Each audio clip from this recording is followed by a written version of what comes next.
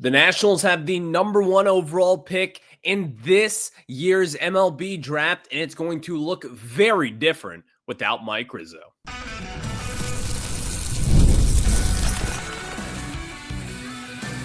You are Locked On Nationals, your daily Washington Nationals podcast, part of the Locked On Podcast Network, your team every day.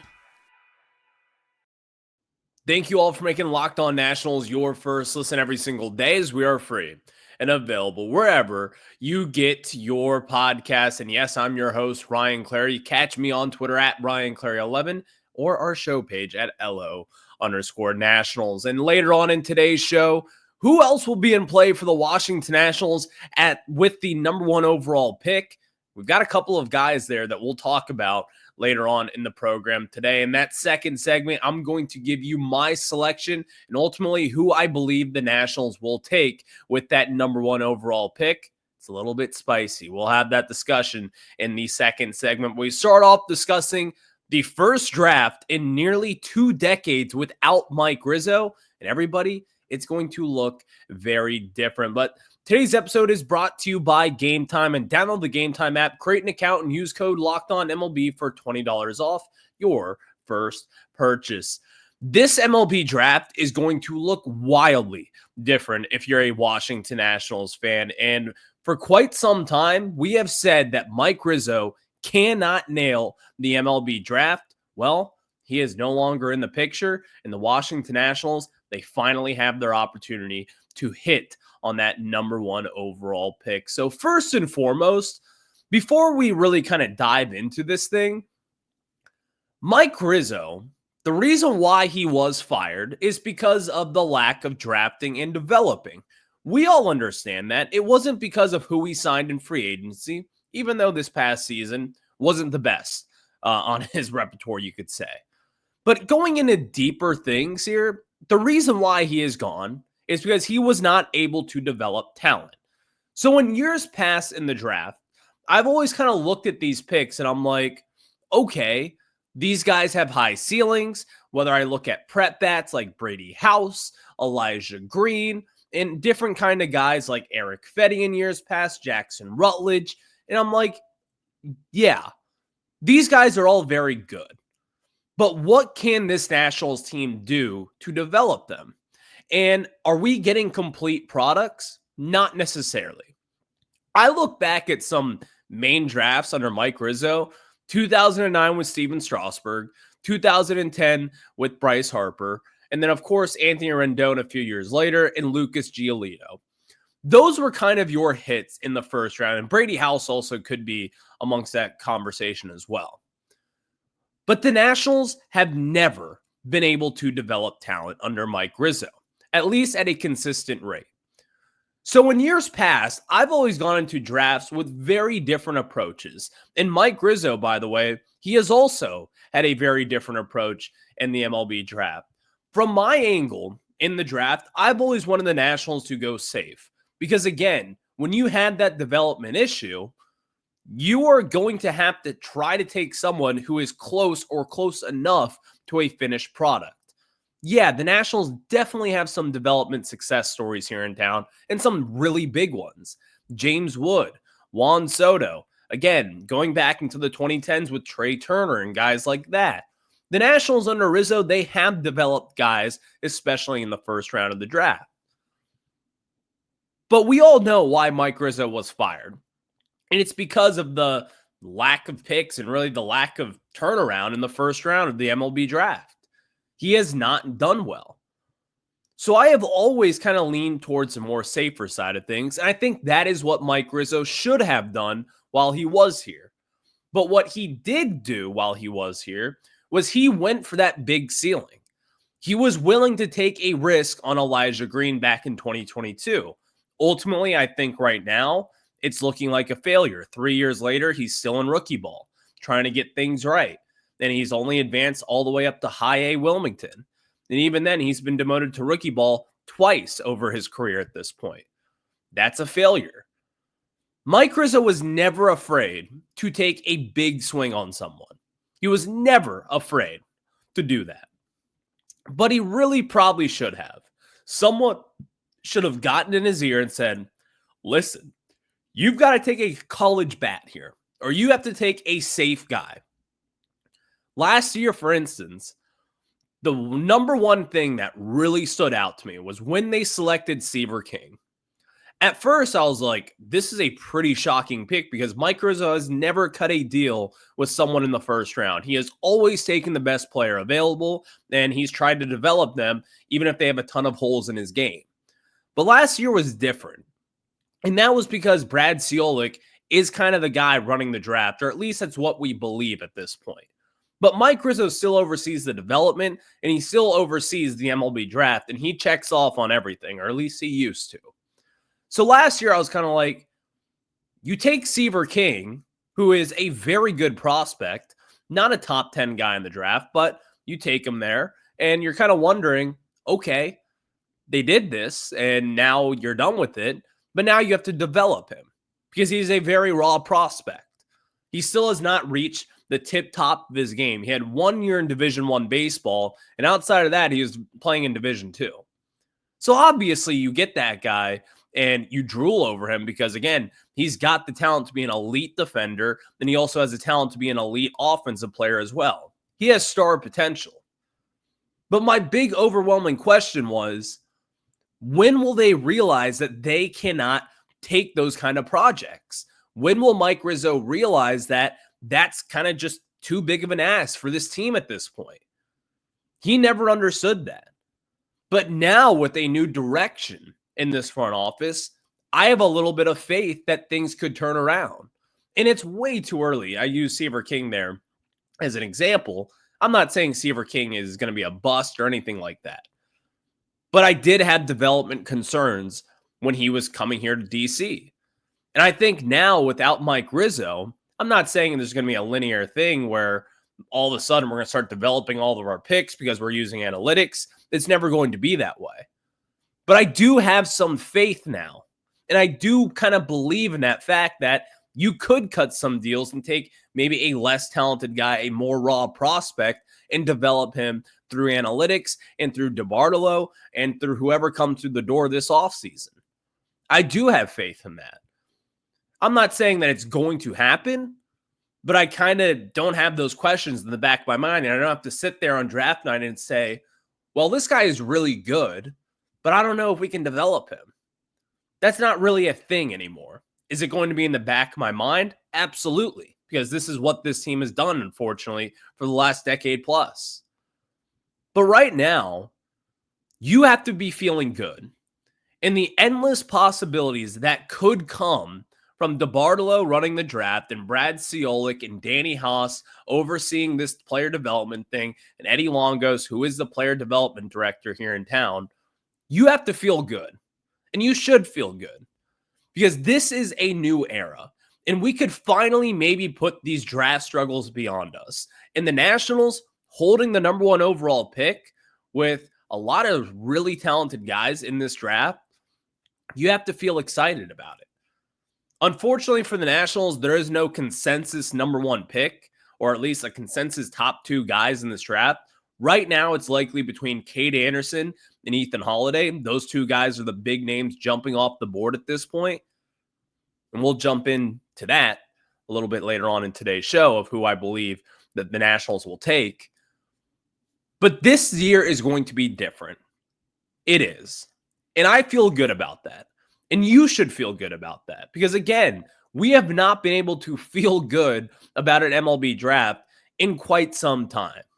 And that's not to say that Mike Rizzo never developed anybody out there. Of course he did. But not at the rate that other markets do.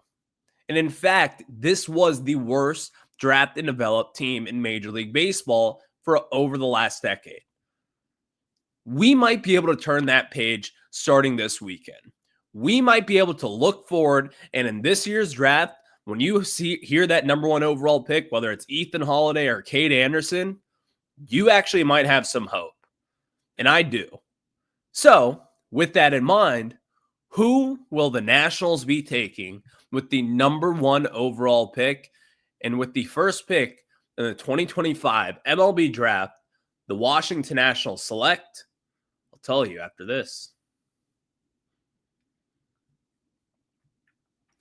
Get the supplies that you need from the site made for the skilled trades, Supply House. Whether you're in plumbing, HVAC, or electrical work, Supply House is a reliable way to order products online. Their easy to use website is packed with helpful resources and the latest product info to help you get the job done right. Plus, with a complete inventory of over 200,000 parts from 400 plus top brands, you'll find exactly what you need delivered fast from coast to coast. Need help with an order? Supply House offers expert support and industry-leading service, so you'll always talk to a real person. And for trade pros looking for an extra edge, their free Trade Master program offers exclusive perks like a dedicated phone line, free shipping, and discounts on every order. Thousands of skilled professionals are already taking advantage, and now it is your turn. So join the Trade Master program today at supplyhouse.com/TM and start ordering plumbing, HVAC, and electrical supplies with just a few clicks. Plus, use promo code SH5 for 5% off your first order. That is supplyhouse.com. And we are back for Locked On Nationals, and thank you all for making Locked On Nationals your first listen every single day. We are part of the Locked On Podcast Network, where it's your team every day. And again, check out Locked On Nationals wherever you get your podcasts. Just look us up on the Odyssey app, Apple Music, or Apple Podcasts, rather, YouTube for the video version, wherever you get your pods. That is where you'll find us. With the 2025 first overall pick, let me restart that because that's not how it goes. With the first pick in the 2025 MLB Draft, the Washington Nationals will select Ethan Holiday, shortstop at a Stillwater High School in Oklahoma. The Nationals, they're getting the top prospect in this year's draft class, and here's why. If you were to ask me a week ago today, when all we knew was Mike Rizzo and who we were going to select, I would have said that the Nationals will be going a different route. I would have said that they would be selecting Cade Anderson.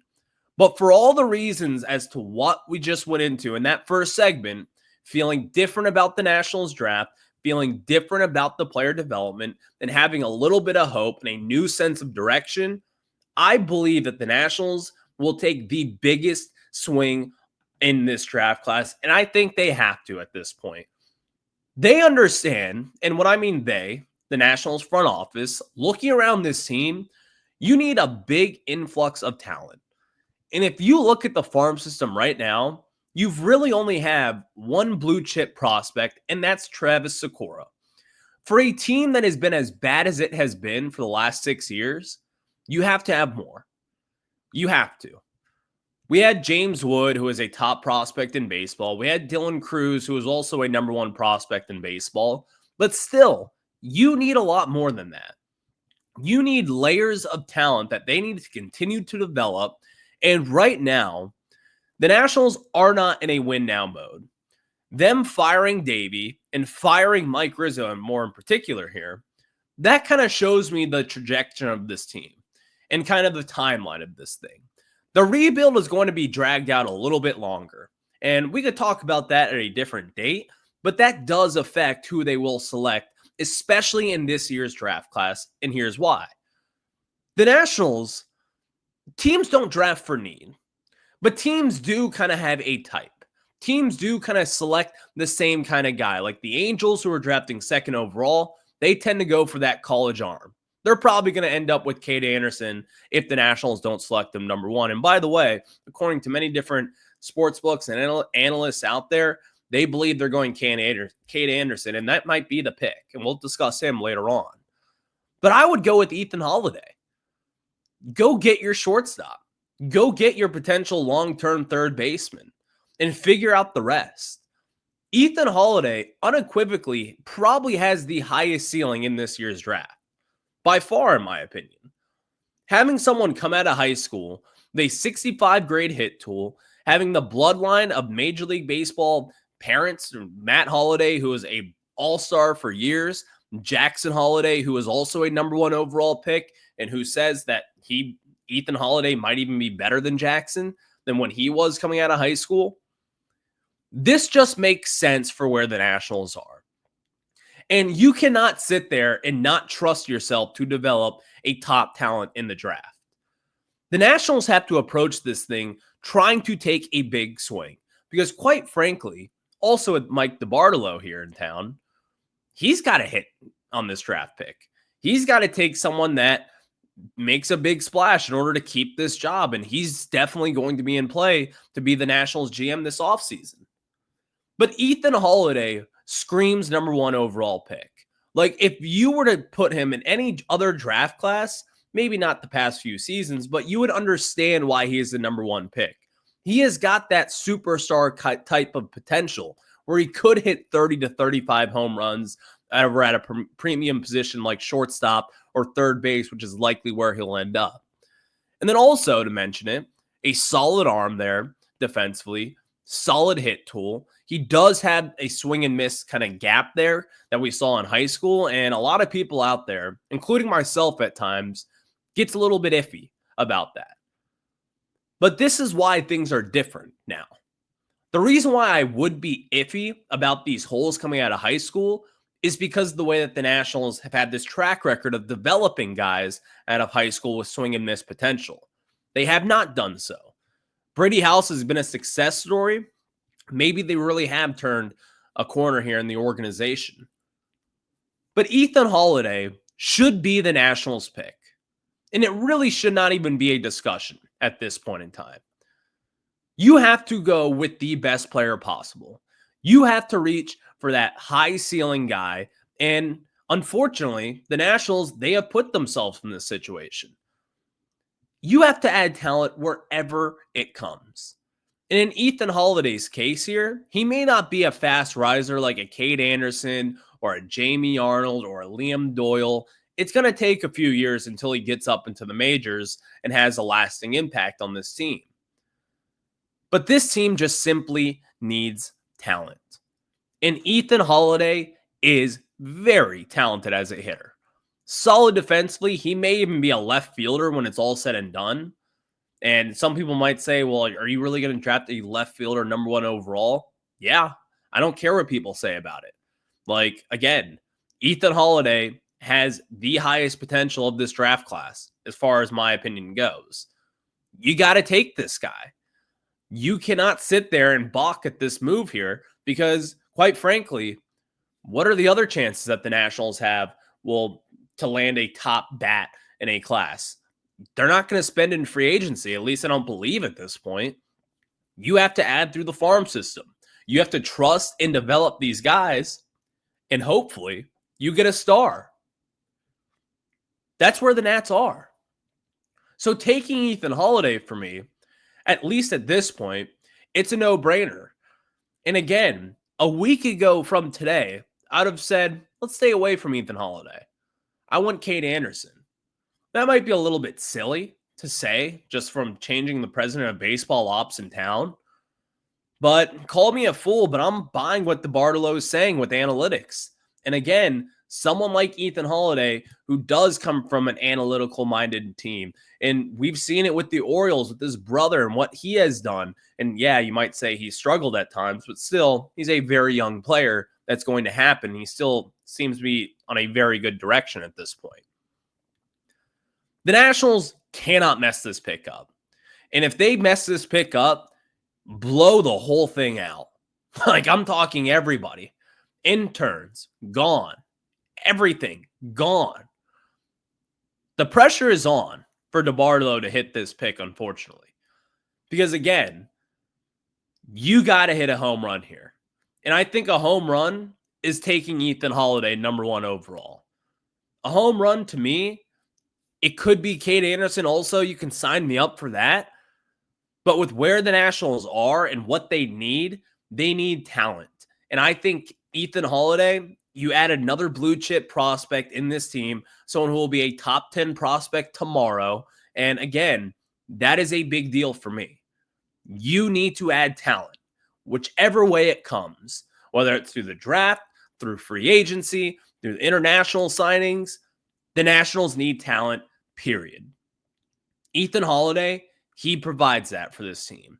And again, you'll be able to work with this guy, and through analytics, I believe that if the Nationals use it correctly, they will be able to develop this guy to be a superstar. There's 2 other guys in play Number one, I said Kate Anderson. We'll talk about him after this. But my number two guy, it's going to surprise you. Of course, we'll talk about that after this.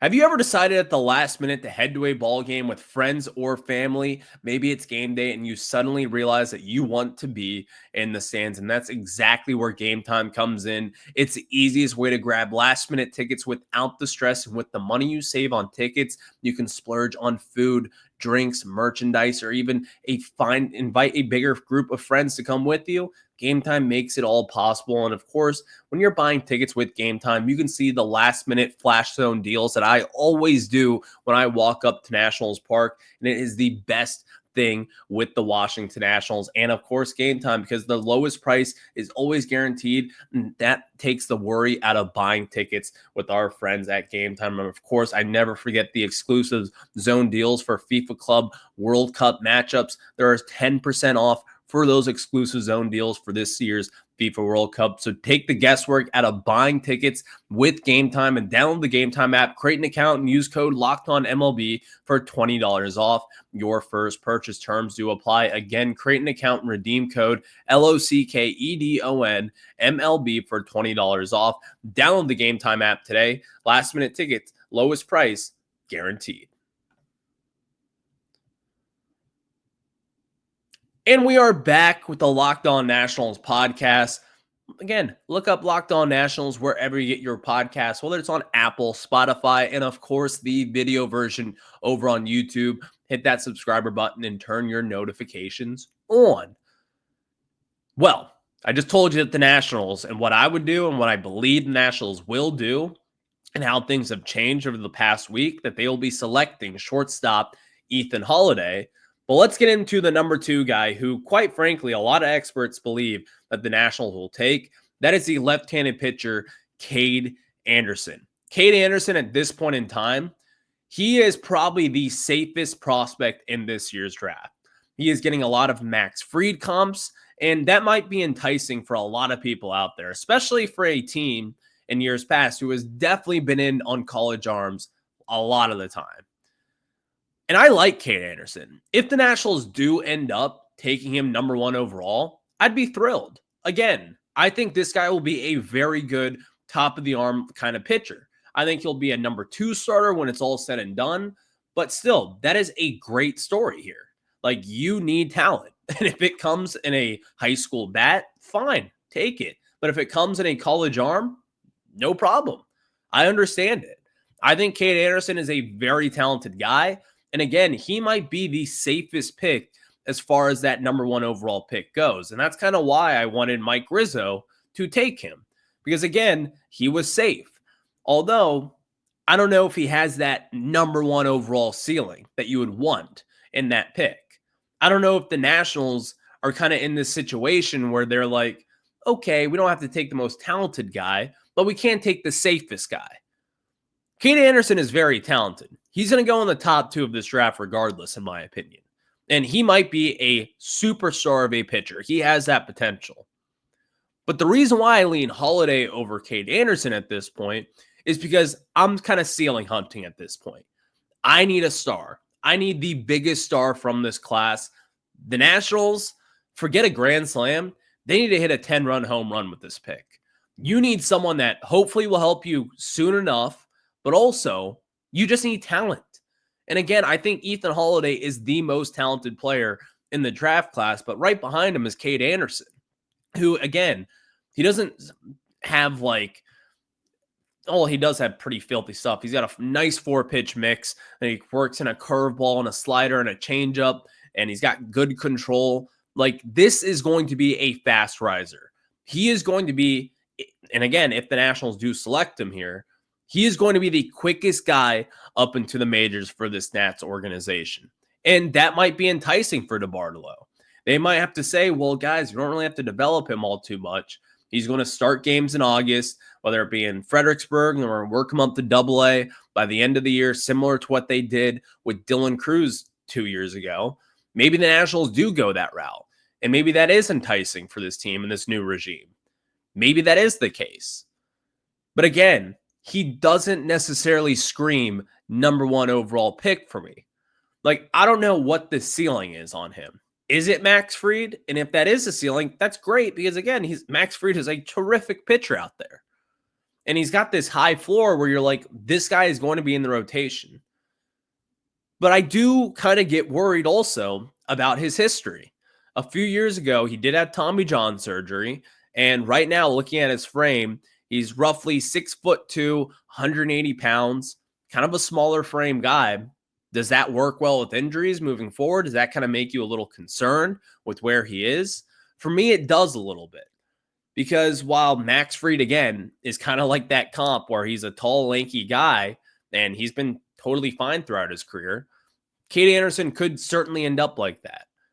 But I do know some scouts feel, and a fastball that is 94 miles per hour, I don't know if that's going to work as far as a number one overall pick goes. He's got great stuff. He's got great control. But again, if I'm the Nationals, I'm looking for that sexy pick, and I'm not entirely sure if Cade Anderson fits that profile. My other guy that I want to talk about here is another prep high school bat out of Oklahoma, high school kid, 17 years old, Eli Willits. I think Eli Willits, there might be a case for him at number one overall. And I would not be totally surprised with this new regime and the way they might think, taking him and cutting a slot deal with that number one overall pick. I think back to, I believe, what was it, 2014 with Carlos Correa and Byron Buxton. Byron Buxton was like the slam dunk number one pick. The Astros ended up taking Carlos Correa number one overall, and they cut a deal with him, and it turns out that he was the guy to take in that draft. I think Eli Willits kind of has that potential. A switch-hitting shortstop who is going to stick at shortstop and be a stud defensively. And again, he's very young, so it's kind of hard to project his power at this point. Right now, MLB.com has him at a 45 grade power tool. I would expect that's going to be in the mid-50s by year's end. Like, again, I think he does have that power potential. He's got a very extremely strong lower body. I think that'll project as he matures and as he gets older. But on draft day, if the Nationals say, Eli Willits, you're the number one overall pick, we're going to cut you a deal, I'd be happy with it. I think the Nationals would be in a very good situation taking Willits. And again, he might have the second highest ceiling in this year's draft class. And a guy that we did not even mention yet is another high school guy, Seth Hernandez. I don't think the Nationals will take him. I don't think the Nationals really have what it takes to take a high school arm number one overall, because not sure if you guys are aware, but no one has ever taken a high school arm number one overall in the MLB draft. Does not happen. It's never happened. And it's because it's hard to kind of project those guys. And fortunately enough, there's usually enough talent in the draft where you can kind of skate around those guys and figure out things on your own. But right now, I've got the Nationals going Ethan Holiday. What do you think? Let me know. Tweet at me at RyanClary11. Drop a comment in the YouTube section. But it's going to be between Ethan Holiday. It's going to be between Cade Anderson and, of course, Eli Willits as well, who's also got a Major League bloodline in his family also. So thank you all for making Locked On Nationals your first listen. The MLB Draft is this weekend. Get excited. The Nationals, they'll be adding a star either way. I'll catch you guys on the flip side. Enjoy the weekend. I'll talk to you on Sunday, right after the Nationals make that number one overall pick. Who could it be? We'll discuss it on Sunday.